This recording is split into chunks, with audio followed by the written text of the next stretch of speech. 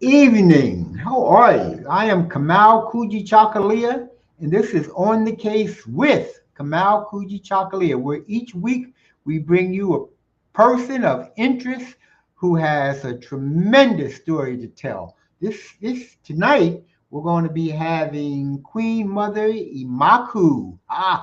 Great person of interest. And when you have the name of the title, the honorific of Queen Mother, and you've done some outstanding things in your life, and we're very interested. You're going to be happy to hear what she has to say tonight.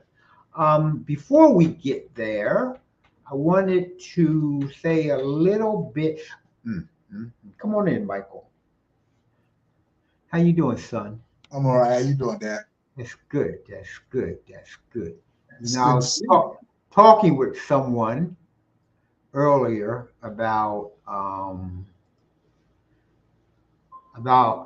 the slaughter going on in Gaza in Palestine. The slaughter that the Egyptians are raining down on. Israeli, And huh? Israelis. Yeah. And she didn't. She said, "Well, which one is which?" And I just, I don't have time for that. I just don't have time. You But, don't know by now.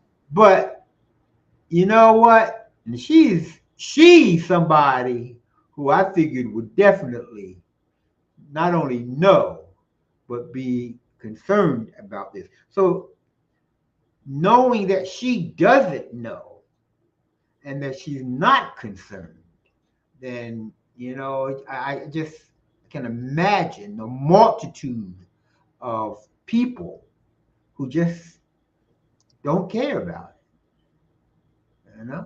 And Not caring allows it to continue.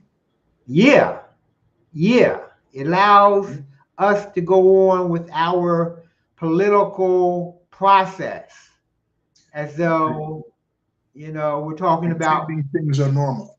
talking about Trump. Trump becomes the important thing here, and Trump ain't nothing Nothing. compared to what we're witnessing. And And from what not what we're witnessing in Gaza, but Trump ain't nothing compared to what we're witnessing with Biden and our government, because it's Biden and the world government for that matter, because Biden and our government is are promoting this disaster over in Gaza. they're They're promoting it. supplying it. Yes, yes. And so, Trump is on the side here. Nothing to do with this, really. People say, well, he will do. I don't know. I don't care what he might, should, could, would do. I'm talking about what Biden is doing. Do and is Biden not. and Biden and our government, what they are doing. And it just amazes me that people don't, people really don't care. It amazes me that Doesn't a televised genocide is going on, that babies are being purposely starved to death, purposely dying of thirst, purposely dying from exposure and disease, purposely not having any sanitation, having all sanitation taken away from them. And there are so many people in this country that just don't care. Not even that they don't care, they don't even know about it. It and amazes me. then they're killing the people that are there to help. Yes, Aid yes, workers. This chef came yes, a couple days ago and was bombed. And they can't call it. They're saying they can't call it an accident because the convoy they were in was bombed over a 1.8 kilometer track. So you can't stop. You're not making a mistake for 1.8 I don't kilometers. even think about That's mistakes. just ridiculous. I don't even think about it. There is no mistake. There's None. no. I don't know. It's Biden. He keeps sending the munitions, the money to Israel to kill these people, and it just goes on and on and on. And like right now, basically, in my mind, the only ones who have really stepped up worldwide, I'm talking The about, Yemenis are the Houthis. The Houthis of Yemen. and the South Africans. Okay? I mean, I listened to the president of Turkey. I listened to him back in October. He had over 1 million Turkish people there. And he was talking about blah, blah, blah, what he's going to do and how shameful it was that Israel was killing the Palestinians. But till this day, Turkey is still supplying Israel with oil, with foodstuff, with labor, and other things. Some of the Saudis, I mean, they're right there. They're complaining about this stuff, but no one has stopped sending them the means for their continued existence. Right. Except for the Houthis and the South Africans that I know of. Okay? And, lip service don't mean nothing to me. Nothing. I know it might mean something to you, but not me. For the last 6 months, that's all that's been going on is a bunch of talk. That's right. That's all that's going on, a bunch of talk. These countries had cut off oil, had cut off gas shipments, had cut off food shipments. I mean, Israel's a little isolated country that is dependent on shipments and pipelines and stuff like that. And these people just said, no. They would have got the message a long time ago. Right. Instead of waiting, they all seem to be waiting for the United States to stand up and say, that's enough. They're not waiting for that. They know the United States isn't going to do that. Nah. They know we're not going to do that. And you know what? There was one thing, one article or commentary I heard that Israel was bringing the West down. That's bullshit. These white supremacist white folks have been doing this stuff for centuries. This is their contribution to the world. Right. Israelis ain't teaching them nothing. Nothing. Matter of fact, Israelis probably learned all they doing from them. Exactly. So I mean, it's just the pure whitishness. That's what it is. Just the pure whitishness of this whole situation. It's just too much for me. It's too much. It's too much. But anyway, I just wanted to say that. I just want to tell people, look, you need to find out, to understand what's going on around you, and then you need to care. You need to care about something going on outside of your house. P. Diddy is not that important. Diddy is not that important. That's called a distraction. Yeah. That's called a distraction. And the bridge. Speaking of the bridge. Baltimore Bridge. Let's go back up to Khametic Water Park, to the bridge. That bridge. Okay. That bridge. The sidewalk, they put in a new sidewalk. Oh, really? Yeah, very nice, Okay. very nice. But where the leak is, they haven't quite touched that yet.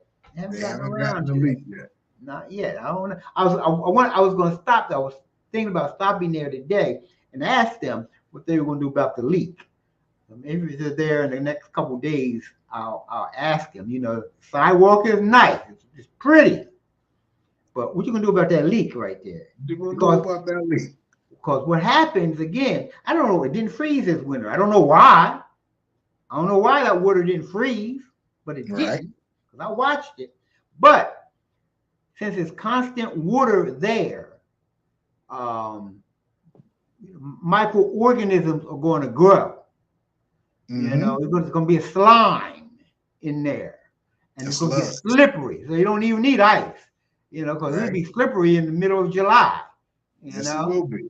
So they need to do something about that. Because I'm not going to be satisfied after 60 years with the water still leaking all over the sidewalk. I'm not going. No, I don't care how pretty the sidewalk is. Right. You know, right. Either you do the job right, or you know, it might as well stay at home. As far as I'm concerned. You know what I mean? So anyway, that was my 2 pet peeves today. Gotcha. What about our guest? What about our guest? Yes, let's bring on the Queen Mother. Let's bring on. I've been running my mouth. My sister. Peace and blessings. Peace and blessings to you, my sister. How are you? I'm wonderful. We also say Shadame, which means peace and freedom. This is something that I've been advocating for us to say for a long time. I feel that we as a people have made enough sacrifices because Hetep or Hetepu or Hotep means peace, but with sacrifice. And while it refers to offering sacrifice, I believe that we as a people have offered ourselves up enough, and it's time for us to focus on freedom. Charme means peace and freedom. Okay, Charme, is it? Charme, yes, it's a variation of shalom, and also salam. Okay. It's a Khametic word, yes, Charme, peace and freedom. Good. Very good, peace and freedom. Yes, indeed. Okay, now look, I'm gonna have to write that down because if I don't, I'm not gonna remember that. How you spell that? So it would be SHARM with a little apostrophe after it, or you can write it down with an E with an accent over it, or phonetically with an AY, Charme. That means peace and freedom. Yes, indeed. Yes. How you doing there, Miss Queen Mother? I'm blessed. Thank you. And thank you for saying Miss Queen Mother, but Queen Mother is title enough. Okay. Yeah, I mean, actually, when I've taught my students over the years, and when in first meeting me, they often, because they would be taught to put a handle on it, and so they would say Miss Queen Mother, and I'd say Queen Mother is title enough, but thank you for putting a handle on it. But Queen Mother is the handle, okay? Gotcha. Also, Reverend Queen Mother, yes. That's good. That's good. It's a blessing to be here with you this evening. Thank you so much. It's been a lot of years. We saw each other for the first time in a long time during Black History Month for a program that was held in Trenton. And I used to live in Trenton. And when I first moved into Trenton, the first thing I did was visit Nubian News. This was back in the early 2000s. And I let Baba Kamau know that I was interested in writing a column because I had been a featured columnist for First World News, which was produced in the area of Allentown, PA, but it was distributed in Trenton, in New York, Brooklyn, Harlem, in Newark, Philadelphia, just throughout. And fortunately, you were familiar with the newspaper and also with my column. And so graciously, you allowed me to write a column for Nubian News. Well, that was a long time ago. Were you back on Edgewood Avenue? No, actually, I lived on Hamilton, right behind the street behind the high school. Okay. Mm-hmm. Okay. Very good. Yeah, that was quite a while ago. Long time. My sister Amina, hello. How are you? Good to see you. How Thank you you for doing? being with us. That's good. That's good. Now, okay, let me ask you this. How does one become a queen mother? I was I knew Queen Mother Moore many years ago. Wow, what an honor and a blessing I know that had to have been. I really Yeah. wish I'd had the opportunity to meet her. She is the one who actually, because of who she was and because of the fact that she was installed in the motherland, who made us here in this country aware of the Queen Mother title. The Queen Mother title is something that did not exist in Europe. It started in the motherland and going all the way back to Kemet, where the title was Mut Nasut. In some places, it's written reversed, Nasut Mut.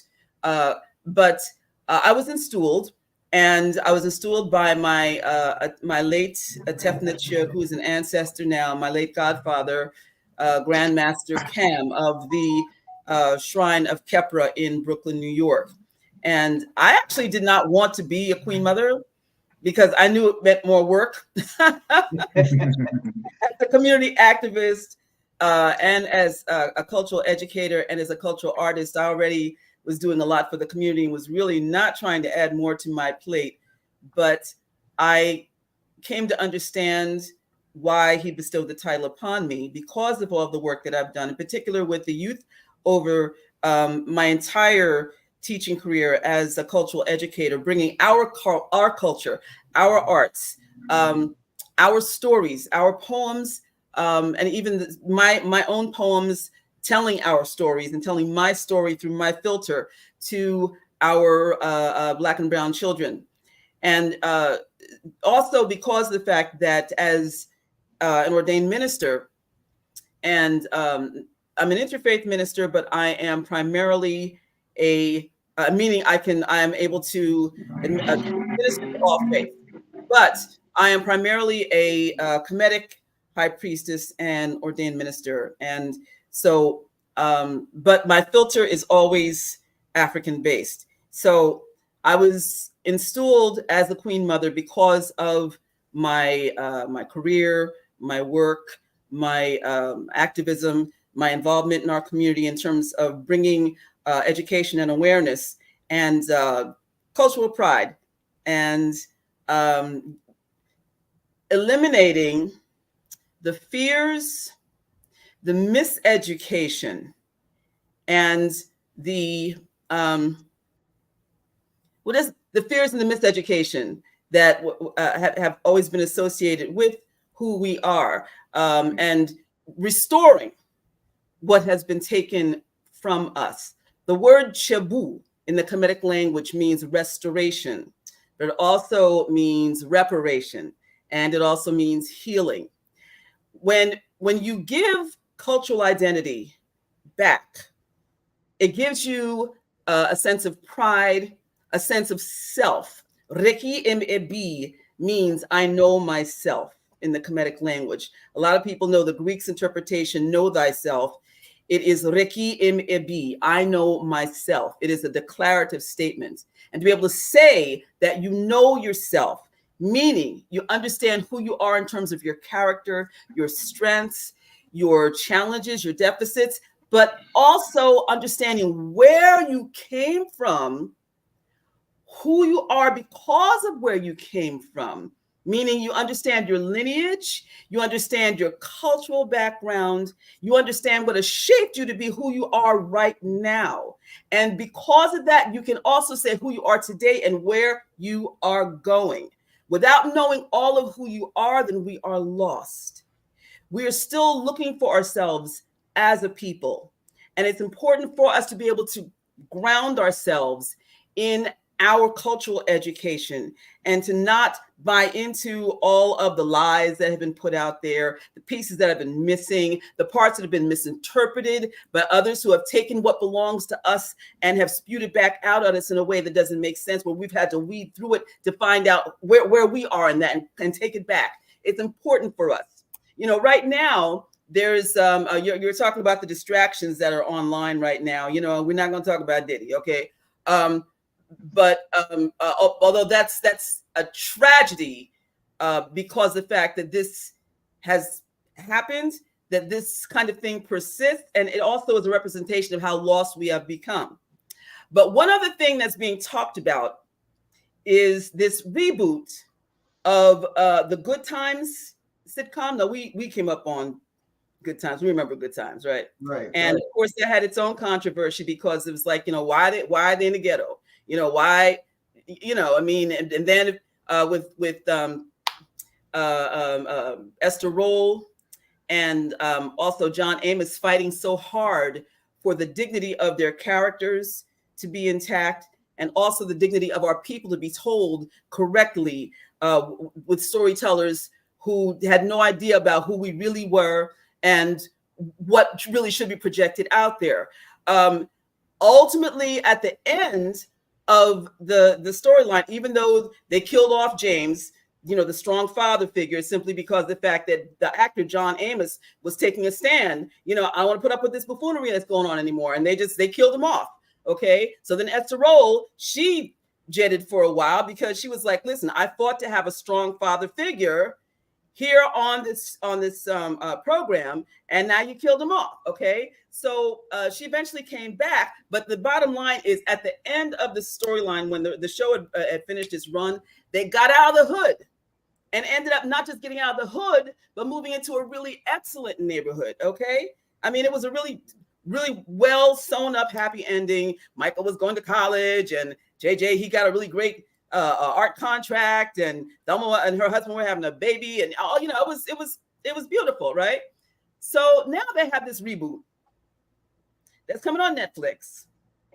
There's been a trailer that's out there. If y'all haven't seen it, I'm going to encourage you to see it, only so you can have an understanding of the disgrace, the garbage that they have put out there, okay? And how it is playing into every single stereotype that you can imagine about us. And then after you see it, then I want you to encourage others to boycott that show. It's a disgrace. You mean to tell me after all these years, they've reverted back to the beginning of that show? No. This is what's bad about it. Even this is what's worse about it. Okay, it's animation, and it's cheap animation at that. Okay, but that's not the worst part of it. The worst part is, now again, I said how the show ended, right? Right. They have it that this is James's grandson, and he's there with his family back in the exact same apartment. No. Yeah. With the father figure being a weak punk, okay, even though he's big, he's not what James was. James was a strong brother, strongly affirmed in his blackness and his being a good husband and father, okay? This is the character they have is a sellout disgrace, okay? All the characters are the only one that seems like she's decent is the one that plays the daughter. Now, they don't have it like a direct correlation. Okay, so here's Thelma, here's Michael, here's JJ. But they have character types that sort of make you think of them, okay? But the one who would be Michael, the one who was going, who wanted to be a Supreme Court judge, right? He was the youngest son, right? And he was always Black Power and the activist in the family. They have a little baby that is a drug dealer. Okay. Right. And the one who would be Thelma, she's like the activist. Okay. But, she's not really taken seriously. And then the one that's like the JJ type, I mean, it's horrid. They got a teacher in school smoking and on drinking. the trailer. Right.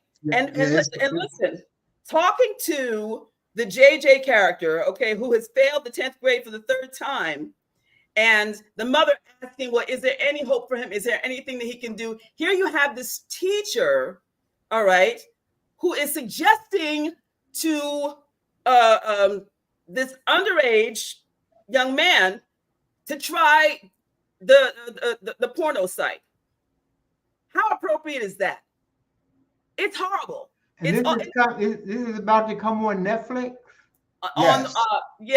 I'm not even gonna tell you the date. Okay. Don't tell me, because I don't even want to see it. You know what I mean?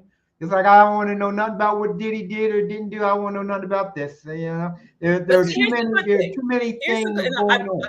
I brought this up for a reason. Here's the good thing. Okay. Even though we are still trying to figure out who we are, we've come a long way. You know, I mean, back when I was coming up in the 60s, I was born in 1960. I just turned 64. So, you know, the whole thing of reclaiming our cultural identity and expressing it openly was just coming to the fore, late 50s and throughout the 60s and 70s, right? So now it is the norm. We have a lot more awareness, a lot more understanding, a lot more acceptance, even though we have a way to go. But the fact that there has been such an outcry against this mockery of who we are as a people is a positive sign that we are definitely on point, because we've already let so much go with the music, with the films that are being put out there, okay? But we've had a lot of positive films, okay, to counterbalance that. But for the last couple of generations, we didn't take a strong enough stand. Now you remember then the 70s and the 80s. Well, you guess not too much in the 70s. He was still a youngster. But you remember I was very involved. I was somebody who was watching Like It Is with Ancestor Gil Noble, all the Black shows. You know, that's how I was brought up. You remember Like It Is? I do. Like It Is was Gil Noble was the man. He was. He was the man. Mm-hmm. You know, back, you know, in Trenton anyway, back in the, you know, the like from the middle 80s up until about the middle 90s, things got really tight. I mean, we really, our neighborhoods, our consciousness, they really tightened up, and we began to understand ourselves and to express our understanding of ourselves. Absolutely. But it seems that now that has broken up. I feel that hip hop has had a lot to do with that, unfortunately. You know, when hip hop started, there were a lot of positive messages that were out there. And then the music industry found out, oh, this is what's popular. Okay, we're going to flip that. And that's exactly what they did. I mean, people can't even, you know, people today barely even know who Arrested Development is. I mean, they were very positive. And let's go back even further, because I'm a poet also, and I'm always schooling people on the last poets. Abiodun Oyewole is a dear friend of mine. Felipe Luciano, of course, you know, they're originals in the last poets. And so still performing, okay? Over in Europe, believe it or not, they are huge fans and still very keenly aware of who the last poets are. But we have a generation that is clueless, and it's like, you don't understand. They're considered the godfathers of rap, okay? And so this is why it's important for those of us who have been around to be able to share and to come on more formats like this, to be able to tell our personal histories, okay? I mean, I was born in 1960, and I was born in Elizabeth, New Jersey, raised in Kenilworth, which is a little 2 square mile by 2 square mile town. And where the Black folks, we were literally pushed up against the edge of the town, living on the other side of the tracks. I grew up seeing crosses burned. 1960, New Jersey, okay? Yes. Huh. Yes. They used to burn the crosses up in the water tower. In 2 places they burned the crosses, up in the water tower, where, you know, folks who were around could see, and then also on the Galloping Hills golf course.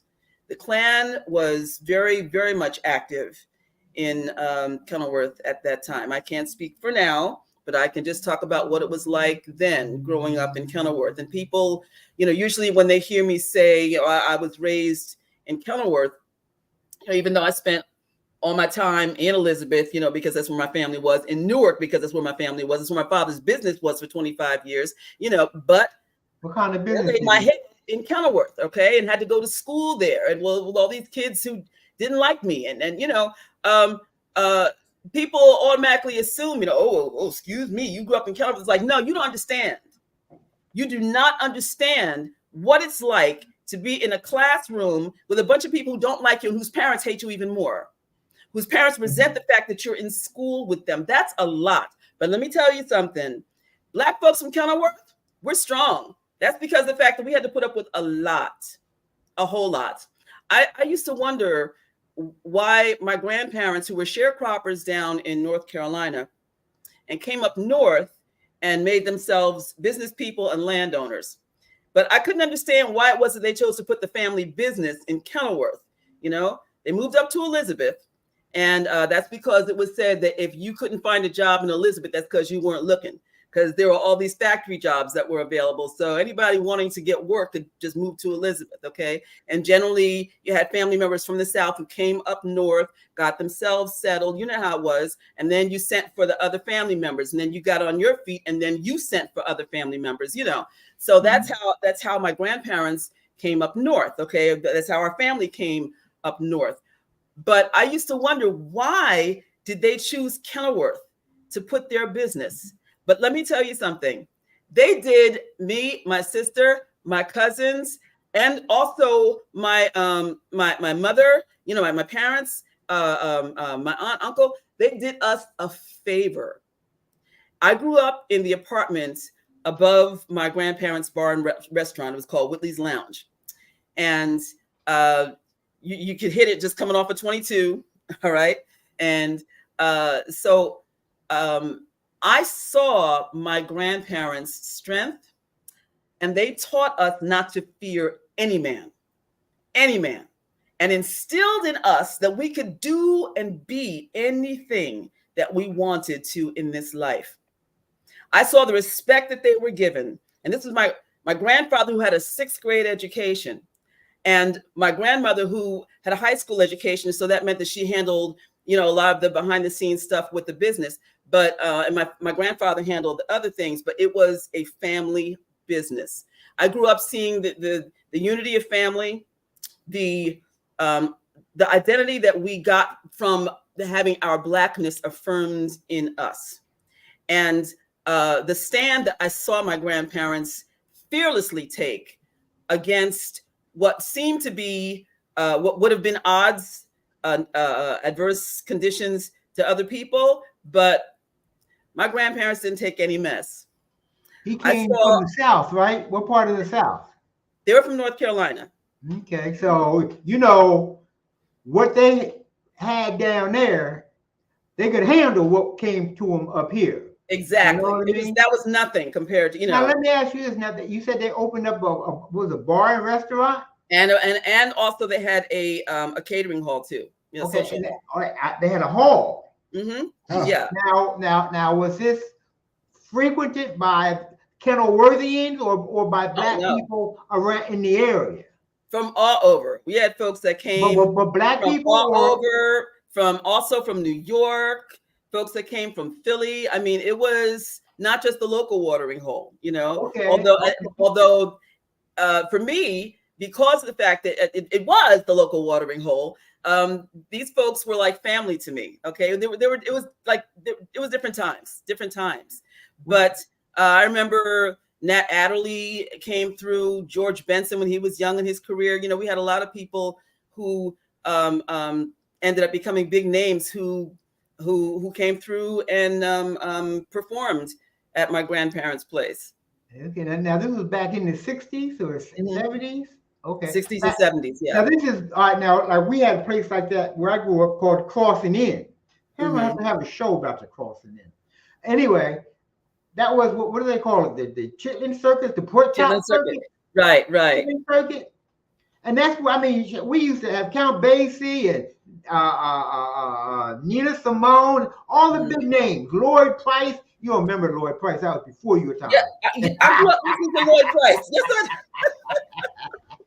But they all used to come to this little place right outside of Trenton. Mm-hmm. There was also a bar in Trenton that they came to. But I mean it was normal. It was normal for our stars to come to us.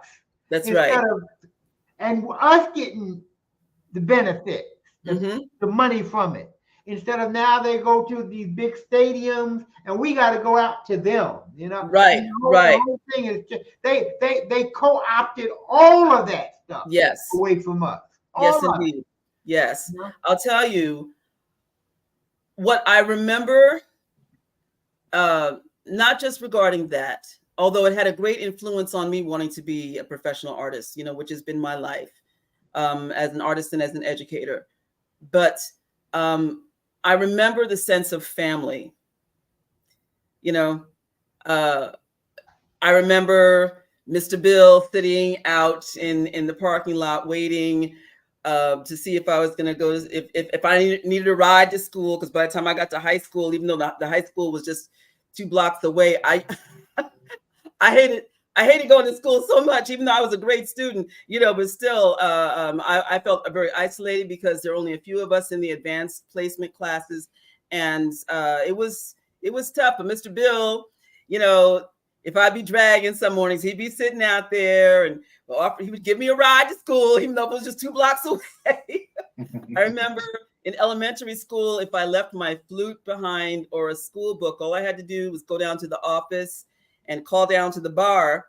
And, you know, I never knew who would answer the phone, but all I had to say was I left my math book or whatever. And, you know, they would tell my mother and my grandparents, and somebody would show up. I never knew who was coming, you know, could be whatever bar patron, you know, my grandfather would give him the keys to a station wagon and give him whatever, my book, my flute or whatever, and say, take this up to the school, you know? So it was like that. This was my family. This was my family. And now let me ask you this. Now you do health related activities now, right? Yeah, well, I've been doing yoga since I was 12. Okay. Yeah, I discovered a show that was on public TV. I was a public TV kind of a kid. Okay, public TV and all of the, you know, the political shows and also the documentaries and all of that. So my mother really encouraged education with my sister and I. And let me just say this real quick. When we would go to Two Guys, remember Two Guys? I remember Two Guys. We would go to Two Guys, and our treat would always be we could get a donut, and we would always get a book. You know, so reading was something that was very highly encouraged. Education. I remember we had the colored was the colored encyclopedia, the Negro encyclopedia of notables. Okay, and you know, my mother always took the time to talk to us, and she's the one that got us, at least with me, got me into watching the cultural and political shows. So, you were asking about. I was asking you about the yoga. Now, yoga, yes. So I discovered yoga on PBS. There was a show called Lilius Yoga and Me, and truly, I would come home just so stressed out all the time, and to discover this show and to learn how you could regulate yourself through yoga has been with me since the age of 12. Eventually, I got certified as an instructor, and now, especially because of my being in the Khametic faith for these last few decades, and as a scholar, I was able to truly do the research that showed where it originally started in Kemet. I mean, all the artwork was left behind on drawings on in stone, you know, and but having the understanding, okay, well, this pose looks like this, and because of that, let me see. Well, this alleviates this, and this corresponds with this guardian, okay, with this nature, or, you know, lack of a better term, force of nature, or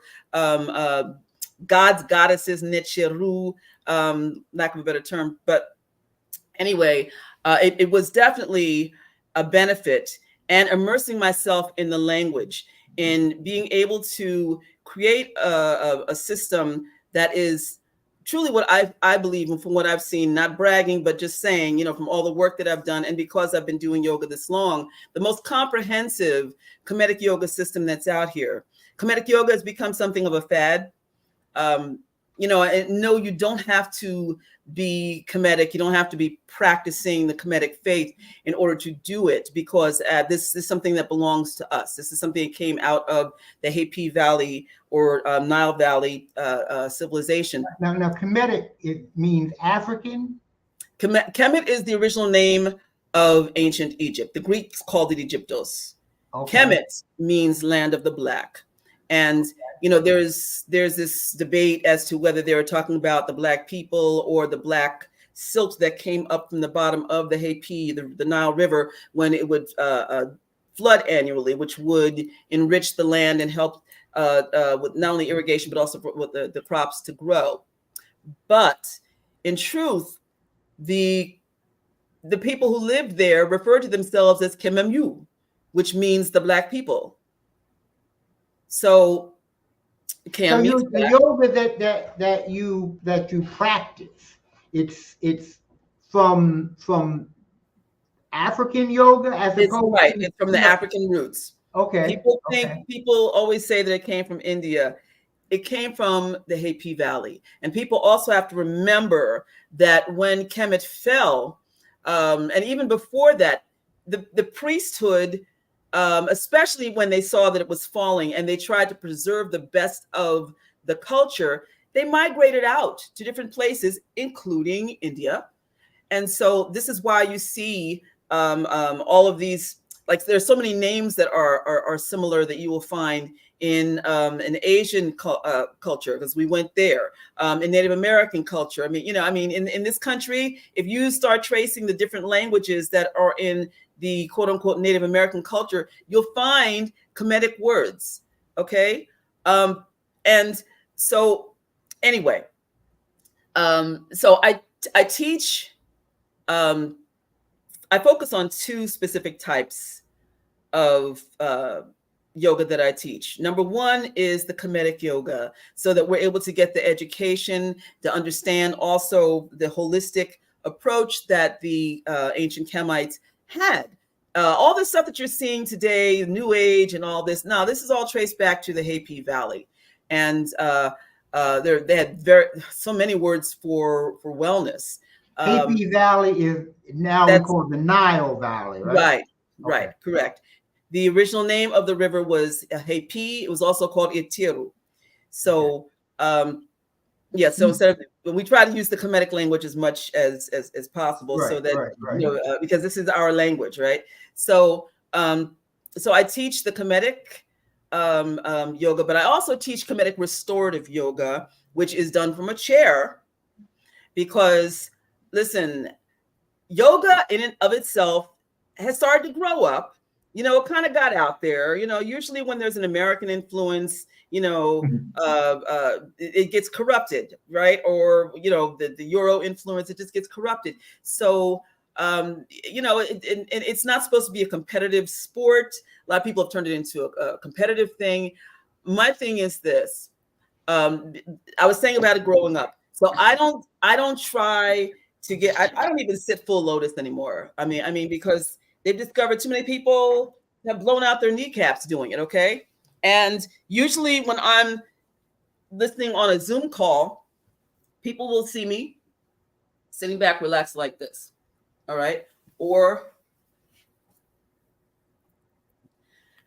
a comfortable pose like this, okay? So at 64, it has definitely been beneficial. And I don't want to scare people off. I was saying I don't do full lotus anymore. I do variations of it. I don't do, and that's where you've got your legs intertwined, okay? It's not necessary. I don't do headstands anymore. I gave that up about a decade ago, okay? There are a lot of things that just are not pertinent to yoga. And so what are health benefits to doing yoga? Well, for one thing, it will help to regulate your internal organs. That's one thing. And of course, it helps with your muscle tone and being able to stretch, but also to retain elasticity or restore elasticity into your muscles.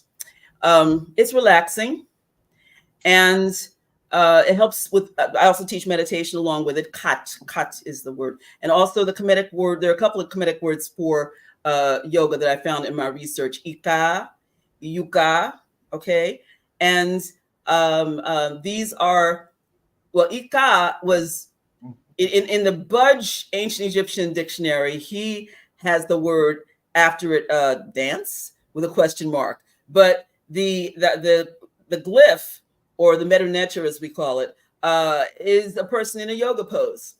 And and then the word yuka or yuke, that's a compound term which refers to the sacred body temple. So that's another thing. It helps you to get more in tune with the Most High. You know, there are many different words. One of the words that we use is necher, which means no limitation, the one of no limitation. Necheru is plural, which refers to the various aspects of the divine that are like the emissaries, and that is the plural, meaning no limitations.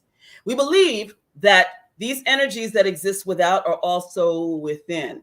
And that once you're able to tap into that, then you're able, through the transformation of your mind, body, and spirit, to transcend a lot of the challenges that we face today. I'm going to tell you something.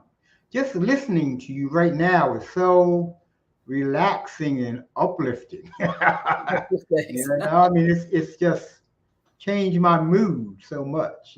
Give thanks. I'm a motivational speaker as well, and I do it from a kinetic perspective. Is that what you're after? Is changing the person's, I don't know, mood? Is that part of healing? It is. Okay. We as a people face so much. We do. We deal with stress just from being alive. That's right. And in an environment that is against us from the moment that we wake up to the moment that we go to sleep. So how do we deal with that? There is so much wisdom that our ancestors left behind in the Kemetic writings about how to live. You know, one of my favorite books regarding health is the book of Amenem Apet. If you come to my house, people always, you'll see a pile of books here on my coffee table. And then I've got my own private library in there. I study every single day. This book, this is the translation that was done by Wallace Budge, okay, E.A. Wallace Budge. His translations are like, you know, I mean, there are a lot of mistakes, but I mean, like, you know, if you study his dictionary and if you're really, really studying, reading the language itself, learning how to read each and every symbol, as opposed to what he has written, and also a lot of times the definition, you'll find a lot of mistakes, but it makes you a better scholar. And he at least admits when he put the dictionary out there, like, look, I'm just this European white dude, okay, trying to take a stab at understanding an ancient Black African language. There are going to be mistakes. I made mistakes. My scribes made mistakes, but I took a stab at it. Here you go. So at least he was honest enough with himself to cop to that. You know, I'm a white Christian man trying to interpret an ancient Black African language. So does that mean that you disregard it? No. It means, just like with all of the other interpretations out there, that you do correlative study. There are also books that are out there by our people, okay? There was a brother who was named Ankh-Mira, and his book was called Let the Ancestors Speak.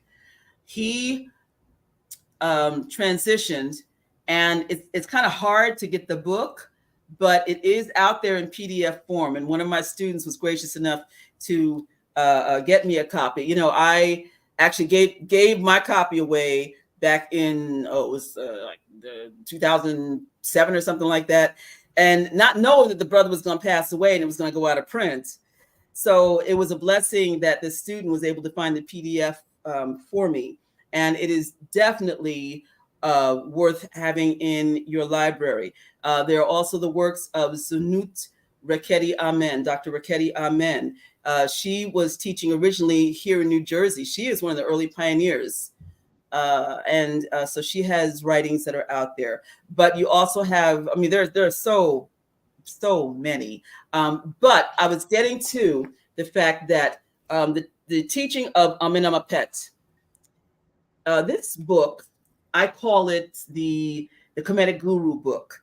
It is the sacred holy book that tells about how to conduct yourself in situations with people who are not spiritual, people who are political, people who are greedy, who don't really fully understand what it is to live a sacred life. But it also talks about the importance of eating well and taking care of your body and making sure that you get exercise. This back then. So our body is the house of spirit, and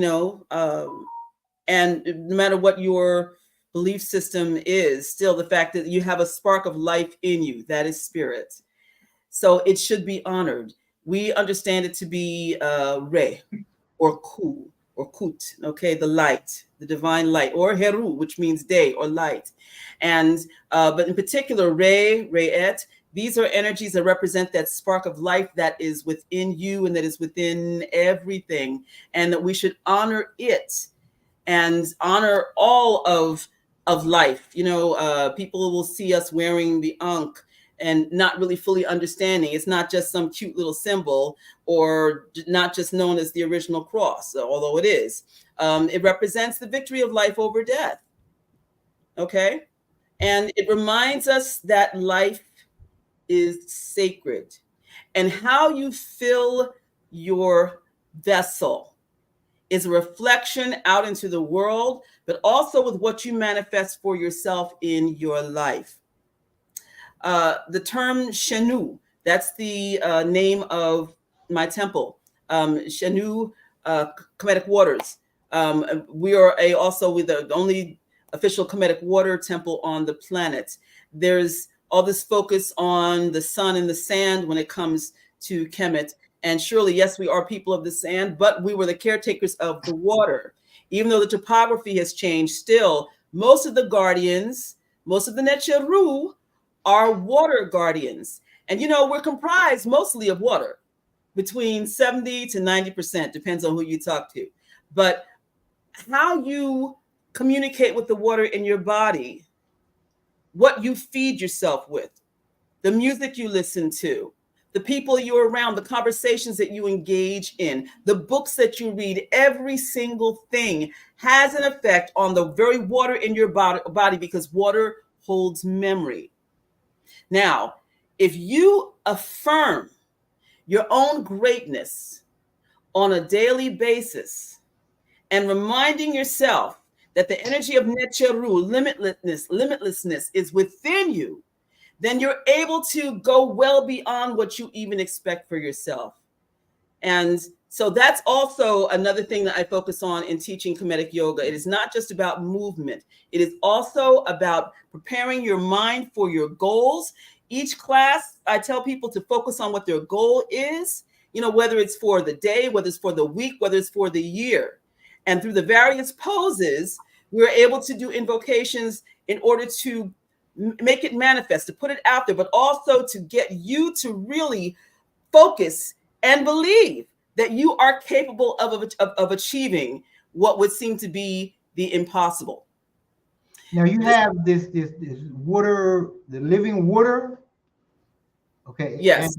The new Khametic living water. Is that the method that you use to teach your yoga, or what is that? That's Shenu is the system that I use. Shenu is the term that means the cartouche. The Greeks call it the cartouche.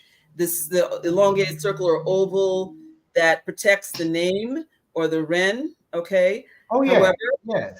It also means circle, and it also means reflection as like with a lake, okay, and it is a mirror, but it is also cognitive thought.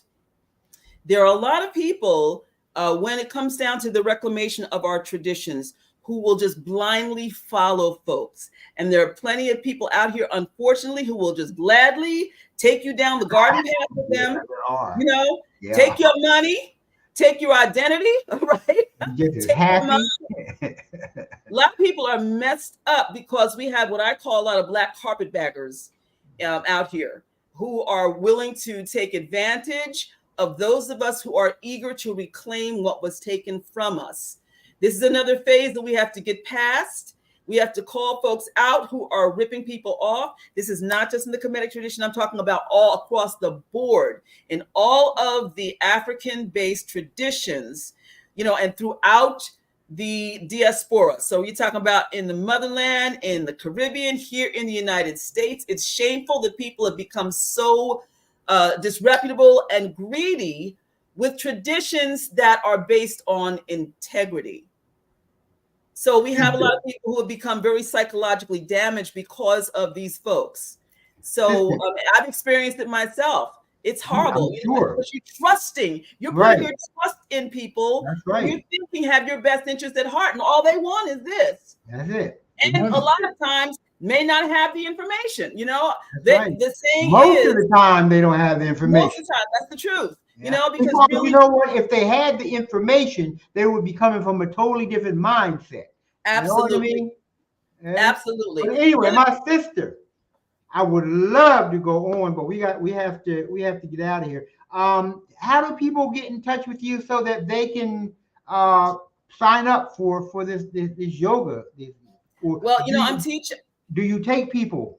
Right yes. Now? Well, here in Newark, I teach free yoga. I'm not getting any money. Okay, no donations, no nothing. This is a love offering I'm doing for the community in Newark here at 505 Clinton Avenue at the Gant Gilbert Art Collective building on Saturday. 505 Clinton Avenue in Newark at the Gant Gilbert Arts Collective building in the Black Box Theater, and that's from noon to 2 p.m.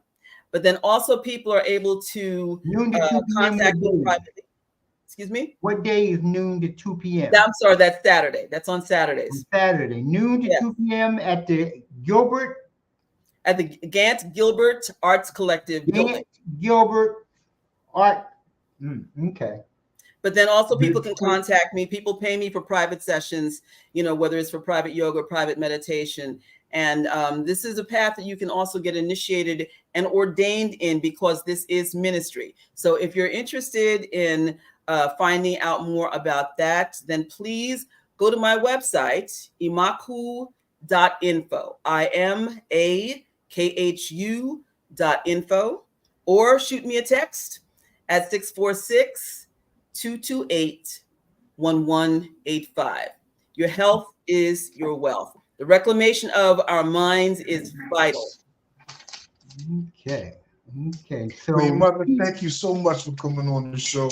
Your information is very much needed. I need your information, so I'm going to give you a call because you know, the Khametic yoga, getting not only the physical but getting your mentality straight. That seems to be something that we need a lot of. We absolutely thank you again, Queen Mother. I appreciate you. Thank you. Appreciate you. We're going to have you back because I want to talk more about the benefits, the health benefits, because our health is horrible, you know. So will you come back again? Absolutely. Anytime you ask me. And well, we got this part in. Let's stick with the health part next time. How's that sound? Sounds good. I love you so much. Thank you for being here. Thank you. Thank you, Mother Imakhu. I love you also. Thank you very much. Have a good night. Thank you. You too. Okay. Whoo. Oh, heavy. Whoo. Wasn't that marvelous? Heavy and inspirational.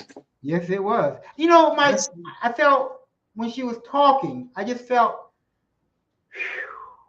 you know, just took some of the tension out of me, you know? Yeah, it looked like, I mean, I can You know, I'm always talking about mental health, and they want to give me these damn white counselors, and I can relate to the Queen Mother. I can relate to her.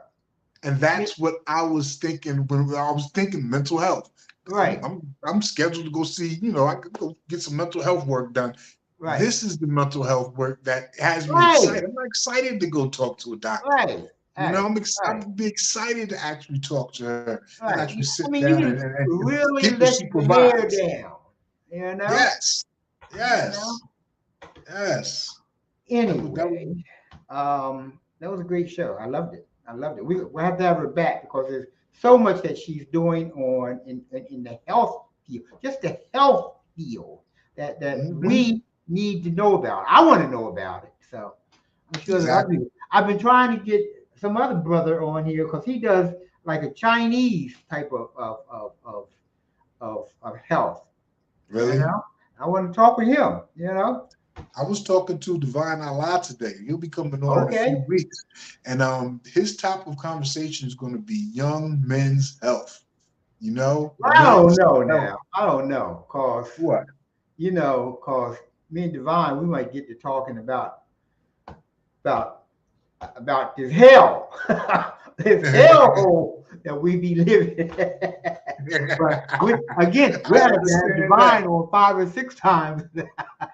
Right. But the brother he's universal, But anyway, next week we have wait a minute, hold on, let me go to my calendar. I know it's Austin Edwards. He's the president of the NAACP here in Trenton, New Jersey. That should be interesting. That should be very interesting because there's a lot going on here in Trenton, and a lot that needs to be going on that the NAACP is should be on top of. Yeah. So that'll be a great conversation. That'll be next Thursday at 8 p.m. Sister Amina, my sister, it's nice to have you. I thank you for being here. Thank you everyone else who was here and is here. Well, we have a good crowd tonight. So appreciate it very, very much. We're here for you. We'll try to do the best we can. We'll try to keep bringing on some of these wonderful people that will share with you ways to make your lives better. Okay? And I'm going to close it like this. If you don't know what's going on in Gaza, God bless it, find out. Okay? At least find out what side you want to be on. Okay? It's the smallest amount of research. There you go. Smallest amount of research. Don't research American news sources. Get out of it. You have a whole internet. You have a whole world to look at. Get away from American news because they lie. God damn, they lie. Okay, we gotta go. Okay. Don't go to UK news or Israeli news either. I'm going. Well, you know what? As a rounded knowledge base, I guess you should look at those too. But yes, just to have a rounded knowledge base so that you can make up your own mind. Queen Mother did touch on that. Yes, she did. Okay, we holding up your aunt. I got an aunt too, brother. You know what I mean? Yeah. Yes, sir. And she did touch on that too, didn't she? Yes, sir. I love you, my son. Love you too, Dad. Okay, so and we're gonna see you guys later, and we're on the case with Kamau Kujichagulia. Love you. Good night. Love you too.